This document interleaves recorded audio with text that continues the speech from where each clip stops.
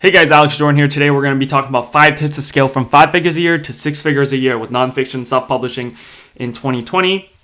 Just a brief introduction if you don't know who I am. My name is Alex Jordan. I'm from Olympia, Washington. I've been publishing for over 2 years. In the last year and a half, I've generated over $150,000 in sales from KDP and ACX. I've published over 100 books, and currently I'm on the grind to be generating $15,000 to $25,000 a month when it's not quarter 4. Hopefully I can do it during the summer. So we're going to get right into it. Tip number 1, you need to master ads. Since mid-2019, Amazon ads seem to have gotten a lot harder. Cost per clicks have been gotten higher, and it's just overall harder to convert. So in 2020, you need to have the solid plan to run ads, or you need to have someone who can run them profitably. Now, these days, unless you have a large following, there's almost really no way to rank for a keyword without ads or, again, a large following. I want to note that ACoS isn't 100% accurate, especially when it comes to ebook sales. But if you can get consistently around under 30% ACoS, 35% ACoS max, you should be in the green.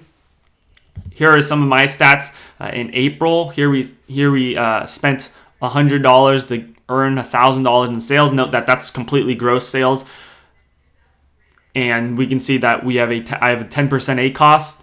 And a 31% cost per click. Here's a 10-day test ad, spending $70 to make $317. Again, that's gross sales. And a 22% ACoS with a 28 cent cost per click. If you want to check out my YouTube channel, I have a past video where I actually went in live. I believe the video is called "Are Amazon Ads Dead in 2020?" I went live into my Amazon ad dashboard to kind of show the stats.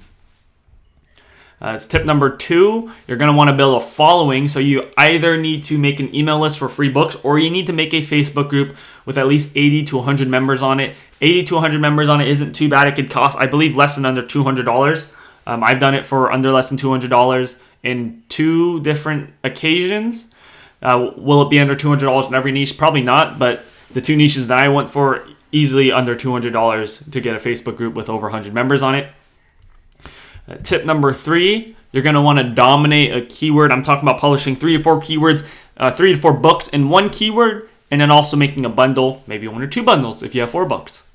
Now, you can take this a step further and actually create a new book under a new pen name. Basically, you can flood, especially if it's an untapped keyword, you could flood the market with all of your books, making it less appealing for future publishers to come in and compete against you. And if you think about it, if you own all the competition, who cares what book they buy? Obviously, it should be noted that they need to have different content. Hopefully, it's good content. That's the idea, guys. I'm not saying to spam the same content with just a different cover and pen name on it. You want to have unique content, preferably at a different angle. And once you have all these books in one keyword, you could flood the ad space as well. You're going to own all the ad space and push anyone else out. I'll give you a real-life example of dominating, not a keyword, but soda. So Pepsi, and I believe Coca-Cola owns a bunch too, but Pepsi owns all these sodas: Mug, 7-Up, Mountain Dew, obviously all the Pepsi's, Gatorade. Now, you think they really care? Pepsi really cares what soda you buy?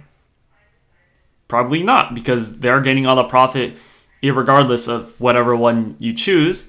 So with your books, you can kind of think like Pepsi in that each of these sodas are your angle for a keyword. So, Mugs, one marketing will, Mugs for women, 7-Up is for men, Gatorades for strength training, something along those lines. And because you're kind of flooding the market, it doesn't really matter what book they buy, because they're all going to you. Tip number 4 is stop being a copycat. I preach this over and over, so you may have heard me go on this before, but if you see Keto Diet for Beginners, the good keywords, do not be the 50th beginner's guide. You should go for a marketing angle and or demographic like keto after 50. You also want to be better than the competition with your marketing angle. That means you want to have a nicer cover, a better description, more content, right? More recipes, puzzles, more tricks, whatever. You kind of want to be like this panda in this picture right here. You want to stand out. And all this is in efforts to give the customer a reason to buy your book. Why will they buy your book over the competition's book? You need to have, in copywriting, we call it a USP, a unique selling proposition. And that basically is going to be the pulling force for your book.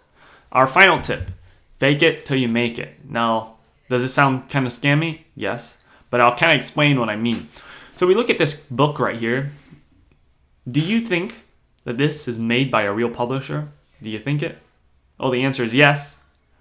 Now, how can we tell? The cover, the reviews, right? A prominent way we're taught as self-publishers on how to identify is if you go to publisher, if it says anything other than independently published, or create space, if it says anything other than that, then we can assume that they're a real publisher.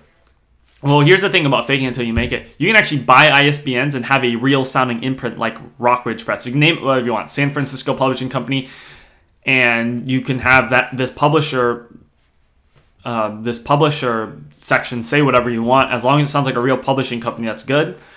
But, right, you need to take a step further. You want to buy a nice cover. Spend at least $50 on a cover is my recommendations. And the whole idea of this is most publishers are taught not to compete against real publishers. So you can literally look and feel like a real publisher, and you can scare off future competition. In addition, your customers are also going to be more attracted to these quote-unquote real feeling books, especially more savvy readers. They're going to know. Typically, some readers do know. I've seen reviews like that. And so I do want to note, though, that this strategy, faking it till you make it, does not work if you have a terrible book on the inside, because what's going to happen is you can look and feel like a real publishing house. However, if you start getting bad reviews because your book sucks, well, this strategy is absolute garbage.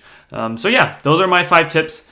Thank you so much for watching. If you want more Kindle publishing related tips, please subscribe to my YouTube channel. And if you're intermediate to an advanced publisher, join my Facebook group. A link will be in the description. So I'm going to be sharing my advanced strategies on my journey to $15,000 to $25,000 a month. I kind of just get on, it's less formal than this. I kind of just get on live stream and I just kind of talk about the struggles, the things I've learned on my journey to $15,000 to $25,000 a month. So hopefully I will see you there, and thank you so much for watching, and I will see you in the next video.